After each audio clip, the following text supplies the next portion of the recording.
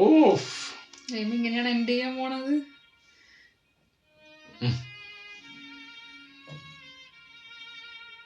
மரணமாயிரம் சூழ வலம் செய்து நாரணன் நம்பி நடக்கின்றான் என்றெதிர் ஆண்டாள் கண்ட கனவு. 1000 യാനികൾ സൂഴ വന്നവർ ഡാഡി. ഭയങ്കര കണക്ട് ചെയ്യാൻ പറ്റുന്ന കുറെ സാധനങ്ങൾ ഉണ്ട് അതിൻ്റെ അകത്ത്. അത് നമുക്ക് കുറച്ചുകൂടി ആ ഒരു ഡാഡിന്റെ സംഭവങ്ങളൊക്കെ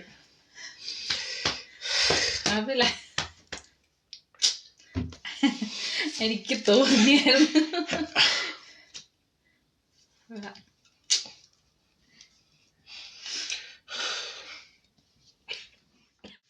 പോയാ ഡാഡി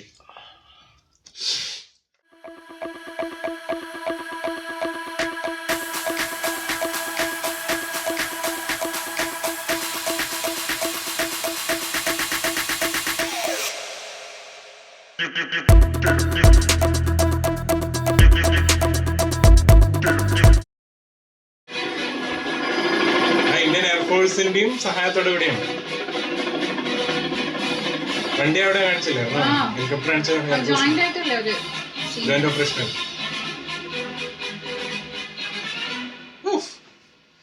ഒരു വേറെ സീൻ കാണിച്ചു.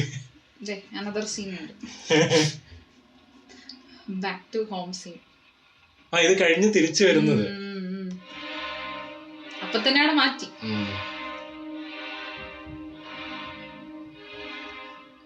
അച്ഛൻ മരിച്ച കണ്ടില്ലല്ലോ വന്നിട്ട്. അതാണ് ഫസ്റ്റ് സീനിലെത്തിയില്ല നമ്മള്. കണ്ടിന്യൂഷൻ നരേഷൻ പൊളി.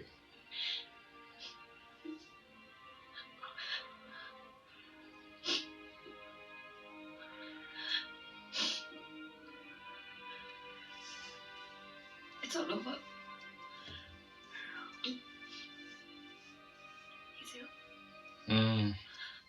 അവിടെ ഉണ്ടോ? ഓ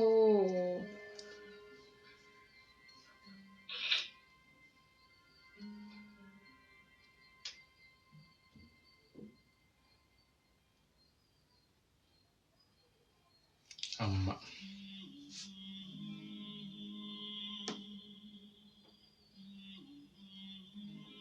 ഓ അവിടെ മറ്റേ സോങ്.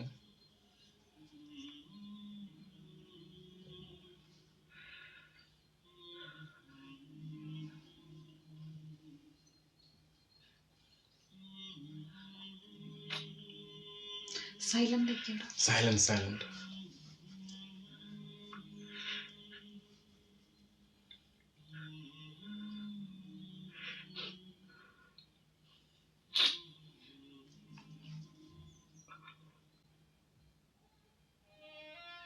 ഓഫ് ഇങ്ങനെയാണ് എൻഡ് ചെയ്യാൻ പോണത്.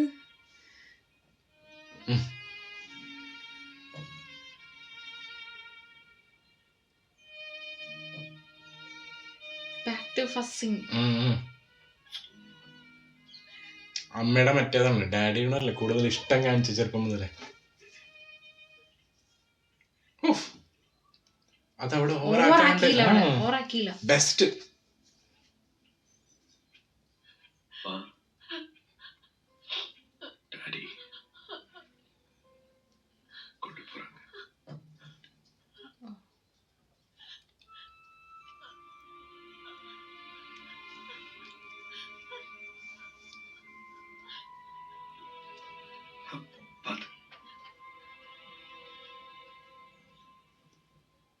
കുറെ മൈന്യൂട്ട് സാധനങ്ങളാണ് കാണിക്കുന്നത്.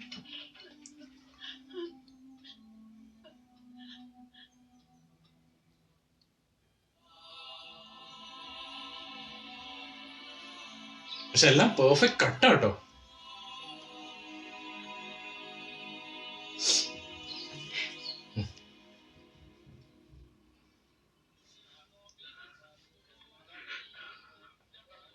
Daddy level.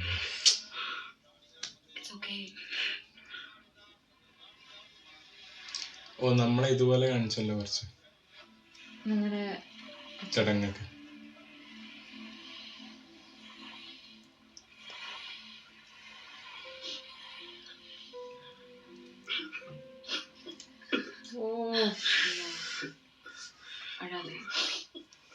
ആ ഒരു സംഭവങ്ങളെ കാണുന്നത് சூர்யா. മുണ്ടെടുത്തിട്ടുണ്ട് അതുപോലെ ഏകദേശം. இனி உங்க குழந்தைங்களுக்காக நீங்க சந்தோஷமா இருக்கணும்.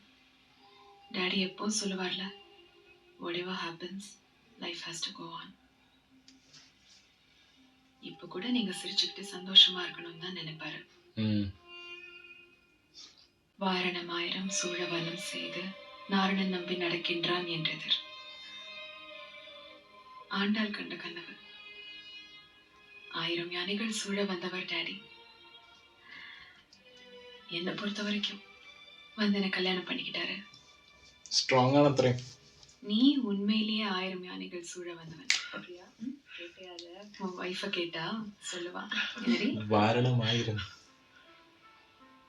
പേര് ചിരിച്ചോണ്ട് പോണെന്നാ പറഞ്ഞത്. അച്ഛനതാ ഇഷ്ടം. நீங்க எங்க கூட தான் இருக்கீங்க, எனக்கு தெரியும் டாடி.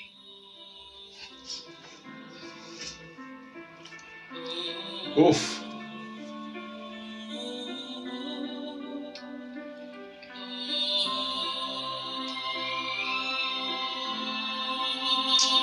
ടൈലന്റ്, പെർഫെക്റ്റ് ടൈലന്റ്. ഇങ്ങനെയാണ് അവസാനിപ്പിച്ചേക്കുന്നത്. This one's for you, Daddy. Thank you for everything. Love you, Daddy. ഇത് ഗൗതം പറഞ്ഞാണോ ഡൗട്ടില്ലേ? എന്തോ ഒരു സാധനം തമിഴില് വായിക്കാൻ പറ്റുമോ? നന്ദി എന്നൊക്കെയുണ്ട്. വായിക്കാൻ പറ്റുമോ?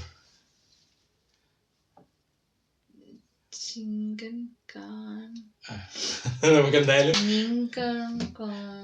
വിട്ടേ. കുഴപ്പമില്ല, നമുക്കത് പ്രേക്ഷകർക്ക് വിടാം. അവർക്ക് നമ്മൾക്ക് പോസ് ചെയ്ത് കൊടുക്കാം. അപ്പൊ വായിക്കുന്നവര് പറഞ്ഞ് വായിച്ചു കേട്ടെ. അതാണ് എന്റെ കഴിഞ്ഞു. യെസ്, പെർഫെക്റ്റ് അല്ലേ? ഒരു പോയം ഫീൽ ആണ് എനിക്ക് ശരിക്കും അല്ലെ. അതായത് ത്രൂ ഔട്ട് മൂവി നമ്മൾ നോക്കുകയാണെങ്കിൽ ആ ഒരു പോയം ഫീലാണ് ഇങ്ങനെ പോകുന്നത്. അതിന്റെ ഇടയിൽ കുറെ സംഭവങ്ങളൊക്കെ ഉണ്ട്, പക്ഷെ എന്നാലും അതിന്റെ താളം ഒരിക്കലും പോകുന്നില്ല. അതായത് ഇമോഷണൽ ജേർണി എന്ന് പറയാം, ലൈഫ് ജേർണി എന്ന് പറയാം, ഫീൽ ഗുഡ് ജേർണി എന്ന് പറയാം, എന്ത് പറയണമെന്നറിയില്ല. പക്ഷെ എല്ലാ അപ്പ് ആൻഡ് ഡൗൺസ് കാണിക്കുന്നുണ്ട്. കുറെ ത്രെഡ് എനിക്ക് തോന്നുന്നു അദ്ദേഹത്തിന്റെ ലൈഫിൽ നിന്ന് തന്നെ എടുത്തിട്ട് പറഞ്ഞ പോലെ ഉണ്ട്. കാരണം especially the last scene and all, അതൊക്കെ ഒരിക്കലും ഒരു സ്ക്രിപ്റ്റഡ് പോലെ ഒന്നും തോന്നിക്കുന്നില്ല. ഇല്ല, ഭയങ്കര കണക്ട് ചെയ്യാൻ പറ്റുന്ന കുറെ സാധനങ്ങളുണ്ട് അതിൻ്റെ അകത്ത്. അത് നമുക്ക് കുറച്ചുകൂടി ആ ഒരു ഡാഡിന്റെ സംഭവങ്ങളൊക്കെ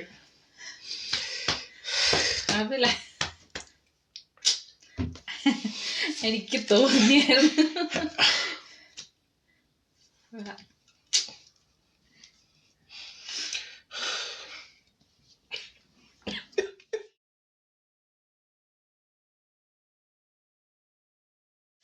പോയാ ഡാഡി കുഴപ്പമില്ല, എന്നാലും ആ ഒരു പോയിന്റ് ഞാൻ കംപ്ലീറ്റ് ചെയ്യാം. പ്രത്യേകിച്ച് ആ ഒരു ഡാഡിയുടെ ആ ഒരു സംഭവം നമുക്ക് കണക്ട് ചെയ്യുന്ന സമയത്ത് വല്ലാത്തൊരു എനിക്ക് തോന്നിയായിരുന്നു. ബിക്കോസ് യൂഷ്വലി മൂവീസിലൊക്കെ ഞാനായിരിക്കും എന്താ പറയാ ഇമോഷണലി, കാരണം അതിനകത്ത് എന്തെങ്കിലുമൊക്കെ ഉണ്ടാവും. പക്ഷെ ഇതെന്ന് പറയുന്നതെന്ന് വെച്ചാൽ എനിക്ക് തോന്നുന്നു എന്നെക്കാളും കൂടുതൽ കണക്ട് ആവുന്ന ഒരു പക്ഷേ ജഗ്ഗിക്കായിരിക്കും. I was crime because of him. കാരണം അതായത് I know he can connect so well. ആ ഒരു സീന് ഭയങ്കരമായിട്ട് കണക്ട് ചെയ്യാൻ പറ്റുമെന്ന് എനിക്ക് അറിയാമായിരുന്നു. ഞാനതാണ് ശരിക്കും, പ്രത്യേകിച്ച് അച്ഛൻ്റെ ആണെങ്കിലും പ്ലസ് ഗ്രാൻഡ് ഫാദർ, ആ ഒരു അച്ഛൻ, ഗ്രാൻഡ് ഫാദർ, പിന്നെ അതുപോലെ പെറ്റ്, അങ്ങനെയുള്ള സംഭവങ്ങളൊക്കെ, ആർമി ബാക്ക്ഗ്രൗണ്ട്, അങ്ങനെയുള്ള സംഭവങ്ങളൊക്കെ.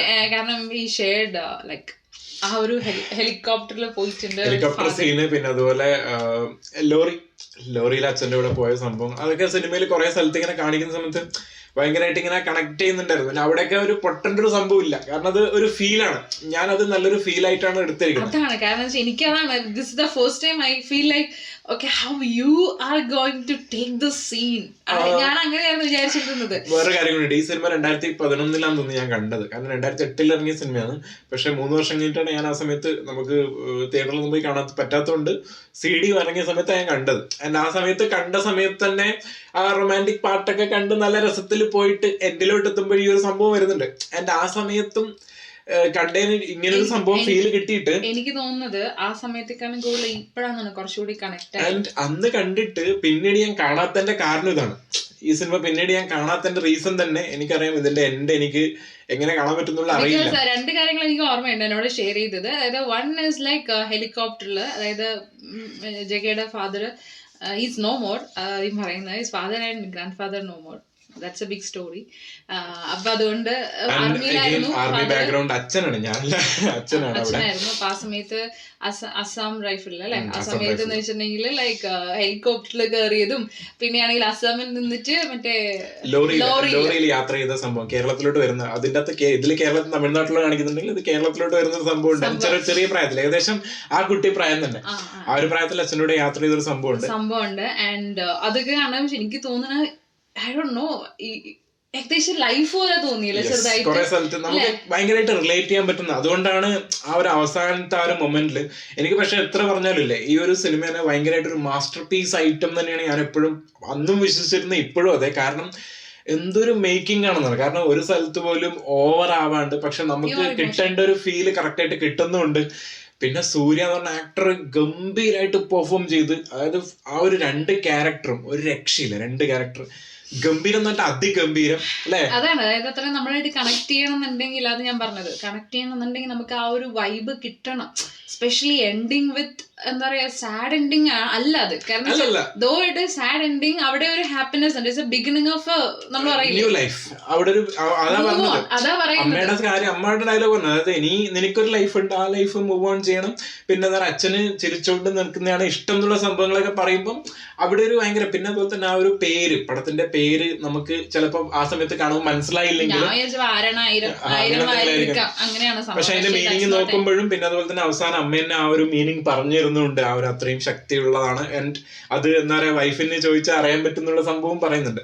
ഭയങ്കര സെയിം വേ ഞാൻ പറയുന്നത്, he is also very strong. അതാണ് ഞാൻ പറയുന്നത്. Because most of the times movie കാണുന്ന സമയത്ത് ഫോർ ചെറിയൊരു ഇമോഷൻ ആണെങ്കിലും ഇറ്റ് വിൽ ഡെഫിനറ്റ്ലി എന്താ പറയുക, എന്നോട് ഭയങ്കരമായിട്ട് കണക്ട് ചെയ്യാറ്. പക്ഷെ JK പല മൂവീസ് കാണുമ്പോഴും ഞാൻ ശ്രദ്ധിക്കാറുണ്ട്, ഇത് ഒരു ഇമോഷനും ഇല്ലാണ്ട് ഒരു ഇത്തിരി പോലെ ഇമോഷൻ കാണിച്ചു കൊടുക്കാൻ. എനിക്കറിയില്ല, ഞാൻ ഭയങ്കരമായിട്ട് കണക്ട് ആവും സംഭവത്തിൽ. പക്ഷെ he became like that because of situation. അതായത് ഓൾമോസ്റ്റ് ലൈക്ക് 7 years അല്ലെ, 7 വയസ്സ് 8 വയസ്സ് തൊട്ടിട്ട് he was all alone. അതാണ് സംഭവം. അപ്പൊ അതുകൊണ്ടാണ് പിന്നെ വലിയ സ്റ്റോറിയാണ് അതാണ്. പക്ഷെ എന്ന് വെച്ചാൽ that's the reason you're strong. That's why I'm crying for everything means small thing. പക്ഷെ എനിക്കത് കരഞ്ഞു കഴിഞ്ഞാൽ അത് തീരുണ്ട്. അത് എല്ലാരും കൂടെ ഉണ്ടായതുകൊണ്ടാണ് ആ സമയത്ത് എനിക്കൊന്നും മനസ്സിൽ വെക്കില്ല. അതാ സംഭവം. കാരണം വെച്ചാൽ I can keep much things like എന്താ പറയുക, കുറച്ചാകുമ്പോഴേക്കും ഇതാ ബേസ്റ്റ്. അപ്പൊ അതിനേക്കാൾ നല്ലത് ഒന്നില്ലെങ്കിൽ കരയാച്ചിരിക്കുക, ഇമോഷൻസ് ബേസ്റ്റ് ഔട്ട് ആണ് ഞാൻ. പക്ഷെ എനിക്കിപ്പോ ശ്വാസം പോയതുകൊണ്ടാണ് ഞാൻ അവിടെ ബ്രേക്ക് ഔട്ട് ആയത്. അല്ലെങ്കിൽ ചിലപ്പോ എന്റെ ശ്വാസം ഇതായി പോകും. കാരണം വെച്ചിട്ടുണ്ടെങ്കിൽ നമ്മൾ പറയില്ലേ, പീസ് ഓഫ് ലൈഫ് കാണുന്ന സമയത്ത് which connects to our life. Definitely ഞാനത് വിചാരിച്ചിരുന്നത് what you will be feel. അത് എനിക്ക് ഭയങ്കരമായിട്ടാ ഫീൽ ചെയ്തത്. സൂര്യ അവിടെ ഒരു സൂര്യന്റെ ഒരു പെർഫോമൻസ് ഉണ്ട്. ബോഡി കൊണ്ടുപോകുന്ന സമയത്ത് സൂക്ഷിച്ച് നോക്കി കൊണ്ടുപോകണം എന്ന് പറയുന്ന ഒരു സംഭവമില്ലേ, അതെനിക്ക് എന്റെ ഗ്രാൻഡ് ഫാദറിന്റെ ഒരു സീനാണ് ഓർമ്മ വന്നത്. അപ്പൊ അതാണ് എനിക്ക് ഭയങ്കരമായിട്ട് കണക്ട് ചെയ്തത് അവിടെ. പിന്നെ അങ്ങനെയുള്ള കുറെ കാര്യങ്ങളുണ്ട്. സ്പെഷ്യലി ലൈക്ക് ഇപ്പൊ ജെക്കെ ഇതിന് പറയുകയാണെന്നുണ്ടെങ്കിൽ ദാറ്റ് ഈസ് ലൈക്ക് അച്ഛന്റെ ആ ഒരു ഇതും അച്ഛന്റെ 3 months ഗ്യാപ്പിലായിരുന്നു. ദാറ്റ് ഈസ് ലൈക്ക് ഷോക്കിംഗ് അല്ല. യു പക്ഷെ അത് ചെറിയ ഏജിലായതുകൊണ്ട് ആ സമയത്ത് വലിയൊരു രീതിയിൽ അറിഞ്ഞില്ല. എന്നാലും 7 years പിന്നീട് ആലോചിക്കുമ്പോഴാണ് ഭയങ്കരമായിട്ട് ഫീൽ. 7 years അച്ഛൻ, അതിനുശേഷം അച്ഛൻ അതെന്താ ആ സംഭവം. എന്തായാലും അത്രേ ഉള്ളൂ സംഭവം. നമ്മളെന്തായാലും അടുത്ത വീഡിയോയിൽ കാണാം. കുറച്ച് എന്താ പറയാ, നമ്മളുടെ പീസ് ഓഫ് ലൈഫ് കൂടെ പറഞ്ഞു. കാരണം വെച്ചാൽ ആ മൂവി അങ്ങനെയാണ്, that's a piece of life. അതുകൊണ്ട് നമ്മളും പറഞ്ഞു, അല്ലെങ്കിൽ ചിലപ്പോൾ എന്റെ മനസ്സിലുണ്ടോ, അതുകൊണ്ട് പറഞ്ഞത്. അടുത്ത വീഡിയോയിൽ കാണാം. സക്സസ്ഫുള്ളി നമ്മൾ കംപ്ലീറ്റ് ചെയ്തിരിക്കുകയാണ്. സക്സസ്ഫുള്ളി നമ്മൾ കംപ്ലീറ്റ് ചെയ്തിരിക്കുകയാണ്. വോട്ടെവർ എന്തോ ഒരു സ്പെഷ്യൽ ആയിരുന്നു മൂവി. ഈ മൂവി എന്തോ മറ്റു മൂവിയിൽ നിന്നൊക്കെ എന്തൊക്കെയോ ഒരു സ്പെഷ്യൽ. മറ്റു മൂവീസ് വെച്ച് നോക്കുന്ന സമയത്ത് വ്യൂസ് ഒക്കെ അത്ര ഇല്ല. പക്ഷെ സ്റ്റിൽ നമ്മൾ തുടങ്ങി നമ്മളെന്തായാലും അവസാനിപ്പിക്കും, അത് വേറെ കാര്യം. അത് വ്യൂസ് ഇല്ലെങ്കിലും ഉണ്ടെങ്കിൽ അതൊക്കെ വേറെ കാര്യം. പക്ഷെ എന്തോ ഒരു ഡിഫറെന്റ് കേട്ടോ മറ്റു മൂവിയിൽ നിന്ന്. ഇതൊരു സിനിമാറ്റിക് രീതിയിലാണെങ്കിൽ, ഇതിലും സിനിമാറ്റിക് സംഭവങ്ങൾ ഉണ്ടെങ്കിലും ഇത് കുറെ ഒരു മൂവി ബേസ് പോലെ തോന്നി. ഇതൊരു മൂവി വ്ളോഗാണ് ശരിക്കും. ഭയങ്കര ലൈഫ് എടുത്തിട്ടുള്ള ഒരു വ്ളോഗ് പോലെയാണ് ശരിക്കും കാണുമ്പോൾ തോന്നുന്നത്. അല്ല അങ്ങനെയല്ല തോന്നുന്നത്. ഫ്രെയിംസ് അടക്കം അങ്ങനെയാണ്. കുറെ സ്ഥലത്തൊക്കെ ആ ഒരു ഫ്രെയിം ഒക്കെ കെട്ടിപ്പിടിക്കുന്ന ഒരു സംഭവങ്ങൾ കാണിക്കുമ്പോൾ കറക്റ്റ് ഒരു വ്ളോഗ് ഫീൽ വല്ലാണ്ട് കിട്ടാറുണ്ട്. അതെനിക്കൊന്ന് ലൈഫായിട്ട് ഭയങ്കരമായിട്ട് കണക്ട് ചെയ്യുന്നുണ്ടാണ്. ഹാരിസ് ജയരാജ്, എല്ലാവർക്കും Harris Jayaraj and Simran at the end, especially ബിഗിനിങ്ങില് ഓക്കെ, അതായത് പുള്ളിക്കാരി നോർമൽ ആയിരുന്നു. പക്ഷെ എൻഡ് പൊളിച്ചടക്കി, എക്സ്പ്രഷൻ എല്ലാ സംഭവങ്ങളും. പിന്നെ രമ്യ എല്ലാരും സെമീറ റെഡ്ഡി വന്നിട്ടുള്ള ആ ഒരു സ്ഥലത്ത് നിന്ന് പക്ഷെ എന്നാലും സെമീറ റെഡ്ഡിയും പൊളിയായിരുന്നു. വന്ന സ്ഥലം അടിപൊളി, പക്ഷെ മറന്നു അയാളെ അവസാനത്തുമ്പോ അങ്ങനെ ഒരാളുണ്ടായിരുന്നോ എന്നൊക്കെ നമ്മൾ ആലോചിക്കേണ്ട ഒരു സംഭവമാണ്. അല്ല അതാണ് പറയുന്നത്, എല്ലാം മറക്കണം. കാരണം അവിടെ സൂര്യണ്ണൻ ആ ഒരു ക്യാരക്ടർ മറന്നില്ലായിരുന്നു, നമ്മളും മറന്നില്ലേ ആ ക്യാരക്ടറിന്റെ കൂടെ. മറന്നില്ലെങ്കിൽ ഈ ഒരു ലൈഫ് ജീവിക്കാൻ പറ്റില്ല. അതാണ് move on, whatever happens move on, അത്രേ ഉള്ളൂ സംഭവം. അതാണ് ഇതിനകത്ത് പറയുന്നത്. നമ്മൾ പറയില്ലേ ബിഗ് തിങ്സ് ഒക്കെ നടക്കും, നമ്മൾ അൺഎക്സ്പെക്ടഡ് ആയിട്ടായിരിക്കും പല സംഭവങ്ങളും വരുന്നത്. ചില സമയത്ത് ചിലപ്പോൾ ഒരു ദിവസം ടേക്ക് യുവർ ടൈം എന്ന് പറയില്ലേ, 1 or 2 days നമുക്ക് അതിന്റെ പേരിൽ ഇരിക്കാം. Just take break, sit, relax, come back stronger. അത്രേ ഉള്ളൂ. അടുത്ത വീഡിയോയിൽ കാണാം.